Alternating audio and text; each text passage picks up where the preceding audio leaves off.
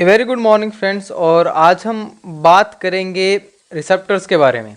बहुत important topic है, आपका हर एक एग्ज़ाम में क्वेश्चन रहता है इससे, चाहे आपका पैरामेडिकल का एग्ज़ाम हो, आईसीएमआर हो, सीएसआर हो, या आप जनरल कोई यूनिवर्सिटी एग्ज़ाम देने जा रहे हैं। रिसेप्टर्स को हम डिफरेंट तरीके से पढ़ते हुए आए हैं। जैसा क्या होता है कि स्टार्टिंग ही जब हम रिसेप्टर की करते हैं तो सीधा उसके टाइप से स्टार्ट कर देते हैं या फिर ये बताते हैं कि प्रोटीन से बना है। लेकिन सबसे पहले इसकी हिस्ट्री को जानना ज़रूरी है कि रिसेप्टर का जो हिस्टोरिकल इवेंट्स हुए हैं रिसेप्टर की डिस्कवरी में वो कैसे हुए हैं, तो उसको हम देखते हुए चलेंगे ताकि आपको समझ में आता रहे। During late 19th century first time it is realised about the existence of receptor. पहली बार जो आपका लेट 19th सेंचुरी थी, यानी 1800 का कुछ आप लगा लीजिए पीरियड, 1857, 1858 यानी 60 के आसपास का, वहाँ पर पहली बार रियलाइज़ हुआ था कि रिसेप्टर कुछ है, यानी कोई प्रोटीन है, उसकी कुछ स्ट्रक्चर है जहाँ से आपका कोई इफेक्ट प्रोड्यूस हो रहे हैं। Serving as species sites of interaction, ये आपका सबसे इंपॉर्टेंट चीज़ है, site of interaction with which drug और फिजियोलॉजिकल न्यूरोट्रांसमीटर्स। जैसे आप देखते हैं एएनएस में न्यूरोट्रांसमीटर्स हैं आपके, एसिटाइलकोलिन और एडेलिन, नॉन एडेलिन है, वैसे ही सीएनएस के कुछ न्यूरोट्रांसमीटर देखते हैं आप, वहाँ पर आपका सेरोटोनिन है, डोपामिन है। तो इस तरह के वहाँ पर आपको सीएनएस में भी न्यूरोट्रांसमीटर मिलते हैं और एएनएस के न्यूरोट्रांसमीटर अलग होते हैं। तो ये जो स्पेसिफिक साइट्स हैं, इन पर फिजियोलॉजिकल न्यूरोट्रांसमीटर हो या फिर हम कोई ड्रग दे रहे हैं, सिलेक्टिवली इनिशिएट, वहाँ पर जाके ये बाइंड करती हैं, इनिशिएट करती हैं या फिर ब्लॉक करती हैं particular biological event. Biological event means physiological और पैथोलॉजिकल कंडीशन। यहाँ पर इस लाइन को समझना बहुत ज़रूरी है कि इसका मतलब क्या है। जैसे कि मान लेते हैं किसी को आपका डायबिटीज़ है, किसी को डायबिटीज़ है, तो डायबिटीज़ जब आपका टाइप 2 होता है, वहाँ पर इंसुलिन जो है वो स्केलेटल मसल्स और जो आपके लीवर्स हैं वहाँ पर काम नहीं करता है। इतनी सी कहानी होती है कि स्केलेटल मसल या जो भी आपके ऑर्गन्स है वहाँ पर काम नहीं करता है, कि ग्लूकोज अंदर एंटर नहीं होता है। तो वहाँ पर क्या है, जो नॉर्मल आपका फिजियोलॉजिकल न्यूरोट्रांसमीटर है या नॉर्मल फिजियोलॉजिकल कंडीशंस हैं, वो क्या है, वो आपकी काम नहीं कर रही हैं, यानी वो नीचे हैं, हम कह सकते हैं काम नहीं कर रही हैं या ब्लॉक हैं। लेकिन जैसे ही आप कोई ड्रग देते हैं टाइप 2 डायबिटीज़ के लिए, जैसे मेटफॉर्मिन दे देते हैं या उसका कोई कॉम्बिनेशन दे देते हैं, तो उस केस में क्या होता है, वो फिजियोलॉजिकल कंडीशन यहाँ से जो ब्लॉक है, जो नीचे है, वहाँ से जाकर आपकी नॉर्मल आ जाती है। तो यही चीज़ होता है कि हमारी बॉडी में एसिटाइलकोलिन रिलीज हो रहा है, एडेलिन है, जो भी आपके न्यूरोट्रांसमीटर है वो आपकी फिजियोलॉजिकल कंडीशन को मेंटेन कर रहे हैं और वो बाइंड हो रहे हैं रिसेप्टर्स पर, जिन्हें हम स्पेसिफिक साइट्स कह रहे हैं। लेकिन जैसे ही हमारी बॉडी में रिसेप्टर्स अल्टर होते हैं या फिर ये न्यूरोट्रांसमीटर्स की कमी हो जाती है या बढ़ जाते हैं, तो हमारी फिजियोलॉजिकल स्टेट जो है इंक्रीज या डिक्रीज हो जाती है। और उसी चीज़ को नॉर्मलाइज करने के लिए ही हम जो है ड्रग्स लेते हैं। तो ये बात आपको समझनी ज़रूरी है, चाहे ड्रग हो या आपका फिजियोलॉजिकल न्यूरोट्रांसमीटर हो जो बॉडी में प्रेजेंट है, वो आपके रिसेप्टर पे ही काम करते हैं। तो ड्रग कोई अलग काम नहीं करती है, ड्रग वहीं पर काम करती है जहां हमारे न्यूरोट्रांसमीटर्स, जो हमारे केमिकल्स, हमारी बॉडी में केमिकल मॉलिक्यूल्स प्रेजेंट है, वो काम करते हैं। तो ये आपके लिए इम्पॉर्टेंट है। अभी तक आप सिर्फ देखेंगे एक जर्नल एनेस्थीसिया जो आप गैसेस फॉर्म में देते हैं, लिक्विड फॉर्म में देते हैं, जब ऑपरेशन होता है, सर्जरी होती है, तो जर्नल एनेस्थीसिया ऐसा एक आपके कंपाउंड्स हैं जिनका अभी कोई एक प्रॉपर रिसेप्टर नहीं पता है कि वो कहाँ काम करते हैं। ये आपका आगे आएगा। नेक्स्ट हिस्ट्री में बात करें, आई hope you understand this line, क्योंकि ये इंपॉर्टेंट है, बहुत ज़्यादा इंपॉर्टेंट है। नेक्स्ट बात करें पॉल एक्लिड्स, इसका नाम अब बार बार आपको आएगा क्योंकि डिस्कवरीज इन्होंने ड्रग्स के बारे में बहुत सारे की हैं, तो इनका नाम आता है। Speculates that the cell possesses specific protoplasmic side chains of defined and unique chemical and steric architecture. इनका मतलब यह है कि प्रोटोप्लाज्मिक साइड चेन, यहाँ पर बात हो रही है आपकी अमीनो एसिड से और उनके स्ट्रक्चर के बारे में, आर्किटेक्ट्स के बारे में। तो ये आपके मिल के एक ऐसा एक चीज़ बना देते हैं, जैसे हम यहाँ पर ये रिसेप्टर मान ले, तो ये क्या है, ये आपका अमीनो एसिड्स ने मिलके ऐसी एक स्ट्रक्चर बनाई है। तो यहाँ पर जाके आपके कीमोथेरेप्यूटिक एजेंट्स या एंटीबॉडीज जो हैं वो आपकी काम करती हैं। इसमें स्ट्रक्चर के बारे में बताया हुआ है जो कि पॉल एक्लिड्स ने सबसे पहले बताया था। नेक्स्ट उसके बाद एमिल फिशर ने आपका लॉक एंड की मैकेनिज्म दिया था। आई होप आपने बायोकेमिस्ट्री में पढ़ा होगा कि सबस्ट्रेट एंजाइम किस तरह से ताला और चाबी की तरह काम करते हैं, लेकिन ये इतना एक्यूरेट नहीं था। क्योंकि क्या होता है, जैसे ही आपका रिसेप्टर बाइंड करता है तो उसमें कुछ कन्फिग्रेशन चेंजेस होते हैं। इसका हम एक एग्जाम्पल देखेंगे जो ये कन्फिग्रेशन चेंजेस होते हैं, इसलिए इसको इतना बेनिफिट या इतना नहीं माना गया था इसको, इन थ्योरी को, लॉक एंड की मैकेनिज्म को। होता है लेकिन कन्फिग्रेशंस जरूर होती हैं, चेंजेस जरूर होते हैं। फिर लास्ट में लैंगले ने रिकॉग्नाइज किया as a receptor as a transducer. इसको ट्रांसड्यूसर बताया जो क्या कर रहा है, इंफॉर्मेशन पास कर रहा है। जैसे आप कंप्यूटर में होता है कि मैंने यहाँ से मैकेनिकल लिखना स्टार्ट किया तो इसने यहाँ पर ड्रॉ कर दिया, ऐसे ही कुछ काम है कि रिसेप्टर क्या कर रहा है, इंफॉर्मेशन पास करता है, उसके ऊपर कुछ बाइंड हुआ और उसने बाइंड होने के बाद आगे इंफॉर्मेशन भेज दी। जैसे आप फ़ोन को चार्जिंग में लगाते हैं तो चार्जिंग में लगाते ही आ जाता है कि फ़ोन आपका चार्जिंग पे लग गया है। तो डेट मीन्स कि जो आपका चार्जर है वो आपका एज एन रिसेप्टर काम कर रहा है कि आप उसे, जो आपका पिन होती है या जो सॉकेट होता है फ़ोन के अंदर, वहाँ आप चार्जर को लगाते हैं एज एन रिसेप्टर मान के, और आपके फ़ोन में इंफॉर्मेशन आ जाती है कि आपका फ़ोन चार्ज होने लग गया है। तो यही है कि स्टिमुलस देता है कि उस चीज़ को बढ़ाना है या घटाना है। यहाँ पर सिर्फ कंट्रैक्शन बताया हुआ है, लेकिन ऐसा नहीं है, रिलैक्सेशन भी होता है, रिस्पॉन्स भी होता है। तो ये चीज़ आपकी इंपॉर्टेंट रहती है। Next, classification of receptor. यहाँ पे इसको स्टार्ट करने से पहले मैं आपको कुछ थोड़े से पॉइंट्स जो है वो मैं बताना चाहूँगा। कोई भी आपके कुछ न्यूरोट्रांसमीटर्स हैं जो या पूरे के पूरे आपके एक्साइटेटरी हैं या पूरे के पूरे आपके इनिबिटरी हैं। जैसे आप एग्जाम्पल देखेंगे ग्लूटामेट का, वो आपका एक्साइटेटरी है। आप गाबा का एग्जाम्पल देखेंगे तो वो आपका इनिबिटरी आपका ट्रांसमीटर है, वो रिलैक्सेशन करता है। आप इस तरह से समझ सकते हैं, क्लोराइड चैनल को ओपन करता है तो रिलैक्सेशन करता है। तो कुछ हैं हमारे पास कि जो कंप्लीटली इनिबिटरी एक्शन शो करते हैं या कंप्लीटली एक्साइटेटरी एक्शन शो करते हैं, न्यूरोट्रांसमीटर। लेकिन ऐसा नहीं है कि सभी ऐसे हैं। एसिटाइलकोलिन आपका बहुत जगह काम करता है और बहुत सारे रिसेप्टर्स, जैसे आपका एसिटाइलकोलिन आपका निकोटिनिक रिसेप्टर पे बाइंड करता है। तो निकोटिनिक रिसेप्टर आपका एक आयन चैनल रिसेप्टर है, और जबकि मस्करिनिक रिसेप्टर जो है रिसेप्टर्स आपके, वो आपके जी प्रोटीन कपल रिसेप्टर के थ्रू काम करते हैं। तो ऐसा नहीं है कि एक आपका न्यूरोट्रांसमीटर है तो एक ही रिसेप्टर पे बाइंड करेगा, एक ही तरह का एक्शन आएगा, ऐसा बिल्कुल नहीं है।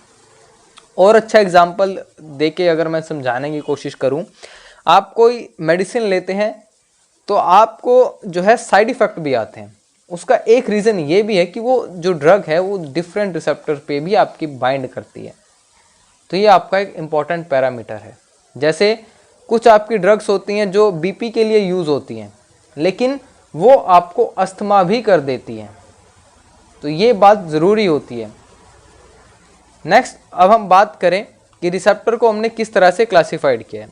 तो 4 तरीके से हम रिसेप्टर को क्लासिफाई कर सकते हैं और किया भी है। लेकिन इन चारों का हमने एक मिक्सचर करके, जो आप पढ़ते हैं कि आयन चैनल, जी प्रोटीन, एंजाइम लिंक्ड, इंटरसेलुलर, तो वो आपको फाइनल स्लाइड्स में आएगा। तो हमने 4 तरीके से हम डिवाइड कर सकते हैं। By the physiological ligand that interacts with the receptor, कि फिजियोलॉजिकल लाइगेंड की वजह से। जैसे आपका एसिटाइलकोलिन का मैंने एग्जांपल दिया, निकोटिनिक मस्करिनिक रिसेप्टर पे बाइंड कर रहा है, कि आपका फिजियोलॉजिकल आपका लाइगेंड है, न्यूरोट्रांसमीटर है। इसी तरह से आप हिस्टामिन को देखेंगे, H1 receptor, H2 receptor, H3 receptor, H4 पे बाइंड करता है। सेरोटोनिन है, डोपामिन है, D1 D2 है।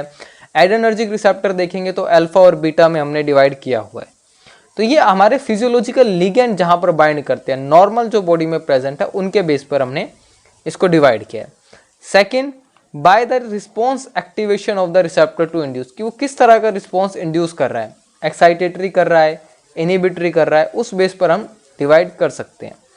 Third, by the biochemical changes that may link receptor activation to the response, कि उसमें क्या क्या पहले चेंजेस आ रहे हैं, कन्फिग्रेशन आ रही हैं, वो सब। जैसे आप जी प्रोटीन में देखते हैं, आयन चैनल्स में देखते हैं, तो बायोकेमिकल चेंजेस के बेस के ऊपर है। तो ये आपका थर्ड है। फोर्थ में देखते हैं the structure of receptor protein, कि आपका रिसेप्टर जो है वो किस टाइप का है, क्या प्रोटीन है।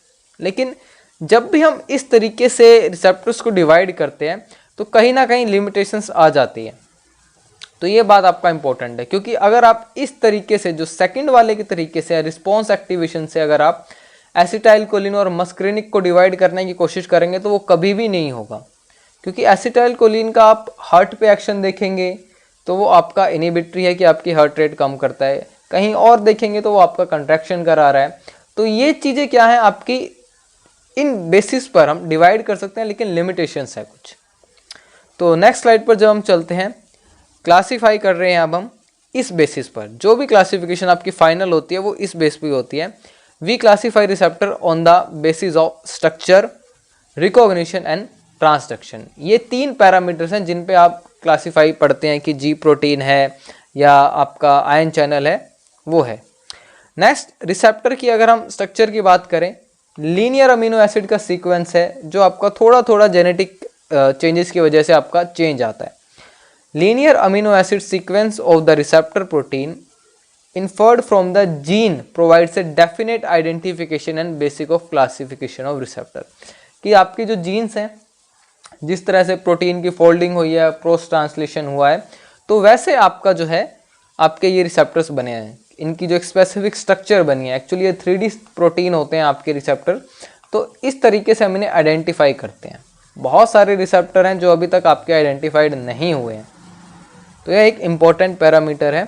तो लीनियर अमीनो एसिड सीक्वेंस है जिसमें आपका प्रोटीन इंटरफर्ड हुआ है, जीन्स ने जो कुछ प्रोवाइड किया, हमें आइडेंटिफिकेशन दी है कि इस तरह से होता है। और अगर इन जीन्स में अगर आपका माल फंक्शनिंग हो जाए या ठीक से काम ना करें तो आपका रिसेप्टर नहीं बनता है। तो बहुत सारे ड्रग्स में आपका काम नहीं होता है या बॉडी की नॉर्मल फंक्शनिंग नहीं होती है। उसको आने वाली स्लाइड्स में हम या नेक्स्ट वीडियोस में देखेंगे। The degree of similarity between the sequence permits the establishment of receptor families through molecular biology techniques. जैसे आप देखते हैं जी प्रोटीन कपल रिसेप्टर आपका डिवाइड हो जाता है जी आई में। अगर ये आपको नहीं पता है तो आगे पता लग जाएगा, घबराने की ज़रूरत नहीं है। जी आई में, जी ओ में और जी एस में हैं सारे आपके जी प्रोटीन कपल रिसेप्टर ही, लेकिन ये आपके आगे फर्दर डिवाइडेड हैं। तो ये आपका इंपॉर्टेंट है कि जब भी सीक्वेंस में चेंज आता है तो हम उन्हें पहचान लेते हैं। Receptors by which physiological ligands are still unidentified, तो उन्हें हम कहते हैं ऑर्फन रिसेप्टर। एक होता है आपकी ऑर्फन ड्रग्स। उसका क्या मतलब होता है कि कुछ डिजीज होती हैं जो बहुत रेयर लोगों को होती हैं। तो ऐसे में कोई फार्मा कंपनी या कोई भी आपकी लाइफ साइंस की कंपनी, बायोटेक की कंपनी वैसा प्रोडक्ट नहीं बनाती है जिसकी डिमांड बहुत कम हो। तो इसके लिए गवर्नमेंट उन्हें स्पेशल आपके ऑफर्स देती हैं कि आप ये ड्रग बनाएं, क्योंकि गवर्नमेंट की एक जिम्मेदारी है कि सबको दवाइयाँ मिले। तो वो ऑर्फन ड्रग्स में आती हैं जो रेयरली डिजीज़ के लिए आपकी यूज़ होती हैं। तो ऐसे ही रिसेप्टर हैं। रिसेप्टर का क्या है, ऑर्फन रिसेप्टर क्या है कि रिसेप्टर्स तो हैं लेकिन आज तक उनका फिजियोलॉजिकल लिगेंड अनआइडेंटिफाइड है। पता नहीं है कि उन पे क्या बाइंड करता है, लेकिन वो रिसेप्टर्स जरूर हैं। तो उन्हें हम ऑर्फन रिसेप्टर कह देते हैं। ये इंपॉर्टेंट पॉइंट है जो आप नहीं पढ़ते हो किसी बुक में, कि आपको नहीं पता होता है ऑर्फन रिसेप्टर, रिडीम्ड रिसेप्टर क्या होता है और आपका हाईजैक रिसेप्टर क्या होता है। तो ये आपके क्वेश्चंस जो आपके माइंड में उठते हैं वो आपके यहीं से आंसर आते हैं। तो receptor for which physiological ligands are still unidentified, तो उन्हें हम ऑर्फन रिसेप्टर कहते हैं। अब रिडीम्ड की रिसेप्टर की बात करते हैं। ये आपका इंपॉर्टेंट है। यहाँ पर मैंने आपको एक बात कही थी कि स्टार्टिंग में कि आपका जीन्स की वजह से या जो आपके प्रोटीन फोल्ड होते हैं उनकी वजह से उनकी एक स्ट्रक्चर बनी है। तो पोस्ट ट्रांसलेशन मॉडिफिकेशन, ये जो आप गोल्गी अपरेटस में देखते हैं, एंडोप्लाज्मिक रेटिकुलस में देखते हैं, तो जो भी आपकी पोस्ट ट्रांसलेशन मॉडिफिकेशन है वो भी आपकी ज़रूरी है रिसेप्टर के लिए। लेकिन अगर क्या हो कि ये पोस्ट ट्रांसलेशन मॉडिफिकेशन ना हो या जीन में कुछ दिक्कत हो जाए तो आपका रिसेप्टर ठीक से नहीं बनता है, उसकी शेप ठीक से नहीं बनती है। अगर रिसेप्टर की शेप ये है आपकी, मान लेते हैं, और आपका जो लिगेंड है वो आपका ऐसे स्क्वायर टाइप में है, तो ये कभी बाइंड नहीं करेगा। दैट मीन्स कि रिसेप्टर में आपकी कमी है, कुछ उसकी प्रॉपर फोल्डिंग नहीं हुई है। दो रीज़न हो सकते हैं, एक तो आपका म्यूटेंट जीन हो सकता है, एक आपका पोस्ट ट्रांसलेशन मॉडिफिकेशन ठीक से ना हुआ हो। तो ये इसको ट्रीट करने के लिए हम बेसिक लेवल पर तो जीन थेरेपी का यूज़ करते हैं, लेकिन इसका एक और आपका जो है एक सॉल्यूशन भी है जो हम देखते हैं। अगर हम ये जो आपका लाइगेंड है इसको हम इस शेप का बना दें तो क्या होगा, ये इस पर जाके बाइंड कर जाएगा, लेकिन इसके लिए हमें पहले रिसेप्टर की स्ट्रक्चर वगैरह सब पता होना चाहिए, तो ये बाइंड हो जाएगा। तो हमने एक बात पढ़ी थी यहाँ पर कि आपका लॉक एंड की मैकेनिज्म नहीं लागू होता है हर जगह, तो क्या होता है कन्फिगरेशनली चेंजेस आते हैं। तो यहाँ पर जब ये रिसेप्टर इस पर बाइंड करता है या हम बाइंड कराते जाते हैं तो फाइनली क्या होता है, इस रिसेप्टर में चेंजेस आते हैं और ये अपनी प्रॉपर फोल्डिंग में आपका आ जाता है। तो ये आपका कन्फिगरेशन चेंजेस का एक एग्जाम्पल है जिससे हम रिडीम्ड रिसेप्टर को या रिडीम्ड रिसेप्टर बनाते हैं, जो रिसेप्टर ठीक नहीं है उन्हें ठीक करते हैं।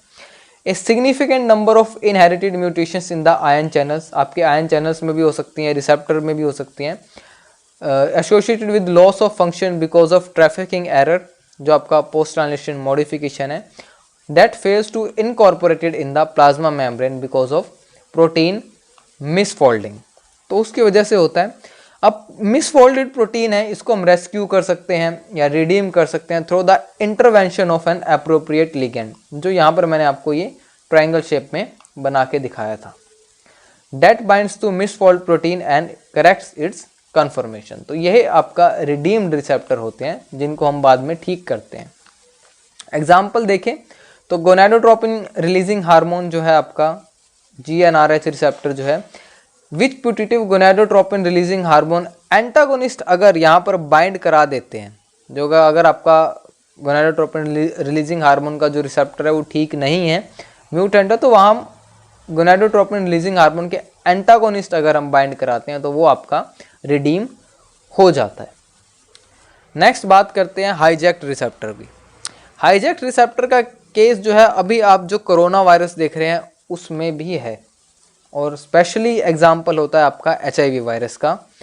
तो HIV वायरस या मैं कहूँ हाईजैक रिसेप्टर जो है ये आपका मोस्टली वायरल केसेस में होते हैं, वायरसेस में होते हैं। यहाँ पर ये लाइन ऐड है। तो in this receptor for defined physiological event has been adopted or hijacked by totally unrelated ligand having pathological purpose, कि आपका जो रिसेप्टर है उसको किसी पैथोलॉजिकल जो है आपका कोई लिगेंड है जो जिसकी एक्टिविटी आपकी पैथोलॉजिकल है, उसने हाईजैक कर लिया, वो इस पर बाइंड ही रह रहा है या उसी की बाइंडिंग हो रही है या फिर उसकी वजह से रिसेप्टर में कन्फर्मेशनल चेंजेस आ गए हैं। एग्जाम्पल देखते हैं, HIV आपका CD4 सेल्स पे बाइंड करता है या कीमोकाइन सेल्स पे, तो CCR5 जो आपका रिसेप्टर है यहाँ पर बाइंड करता है, इसे हाईजैक करता है। कोरोना वायरस में भी आपका होता है हाईजैक। मैंने एक्चुअली रिसेप्टर का नाम इसका सर्च नहीं करा है कोरोना वायरस का, लेकिन HIV में CCR5 रिसेप्टर होता है जो आपका इस रिसेप्टर को जो है HIV का जो आपका एंटीजन है वो आपका हाईजैक कर लेता है। अब एक और चीज़ है, जिन लोगों में ये CCR5 रिसेप्टर ही म्यूटेटेड है, इसकी स्ट्रक्चर ही म्यूटेटेड है, वहाँ पर आपका HIV का एंटीजन काम नहीं करता है। तो उन लोगों के लिए ये अच्छा होता है कि वो लेस प्रोन होते हैं that they suffer from HIV। तो एक इम्पॉर्टेंट पॉइंट है, इसको हम थेरेपी में भी आगे यूज़ करने वाले हैं कि आपका CCR5 रिसेप्टर को ही अगर हम म्यूटेट कर दें या उसकी कन्फर्मेशन में चेंज कर दें तो आपका HIV का जो एंटीजन है उस पर बाइंड नहीं होगा या फिर कम होगा। तो ये आपका एक केस रहता है हाईजैक रिसेप्टर में। तो CCR5 का आप एग्जांपल ले सकते हैं। नेक्स्ट अगर हम बात करें टाइप्स ऑफ रिसेप्टर के बारे में, तो हमने स्ट्रक्चरली देखा था कि हमने किस बेस पर डिवाइड किए हैं। यहाँ पर स्ट्रक्चर, रिकॉग्निशन एंड ट्रांसडक्शन, इस बेस पर हमने डिवाइड करा है। तो सबसे पहले है ट्रांसमेम्ब्रेन प्रोटीन, जिसे हम कहते हैं एंजाइम लिंक्ड रिसेप्टर्स। ये आपको हम नेक्स्ट स्लाइड में कवर करेंगे, नेक्स्ट वीडियो में कवर करेंगे। ट्रांसमेम्ब्रेन प्रोटीन आपके एंजाइम लिंक्ड रिसेप्टर हैं। आप इंसुलिन वगैरह जो देखते हैं वो आपका इसी से एक्ट करता है। टायरोसिन काइनेज जो रिसेप्टर्स हैं वहाँ से आपके एक्ट होता है। नेक्स्ट है ट्रांसक्रिप्शनल रेगुलेटर, इसको आप इंट्रासेलुलर रिसेप्टर भी या इंटरसेलुलर रिसेप्टर भी कहते हैं। जो आपके स्टेरॉयड हार्मोन्स हैं या थायराइड में आप देखते हैं T3, T4, थायरॉक्सिन है, एस्ट्रोजन है, ये सारे आपके इंट्रासेलुलर रिसेप्टर हैं और इन्हें स्टेरॉयडल रिसेप्टर भी कहा जाता है। नेक्स्ट बात करते हैं आयन चैनल्स की, जो डायरेक्टली आपके आयन चैनल्स के ऊपर उनकी ओपनिंग क्लोजिंग के ऊपर काम करते हैं। नेक्स्ट आपका 7 मेम्ब्रेन ट्रांस मेम्ब्रेन प्रोटीन, जिसे आप कहते हैं जी protein couple receptor, GPCR receptor, ये आगे फर्दर डिवाइडेड हैं आपके। अभी थोड़ा सा आपको ओवरव्यू एक रहता है कि आपको अभी कुछ पता नहीं लगा है कि ये रिसेप्टर सेल में प्रेजेंट कहाँ है। सेल मेम्ब्रेन के ऊपर प्रेजेंट है, न्यूक्लियस में प्रेजेंट है, या सेल मेम्ब्रेन के मिडल में है, ट्रांस मेम्ब्रेन है, तो जैसे तो उस चीज़ का जो है आपको आइडिया तब होगा जब हम एक एक रिसेप्टर को हम कवर करते जाएंगे। So I hope you like the video, you can press the subscribe button. Thank you so much and all the best.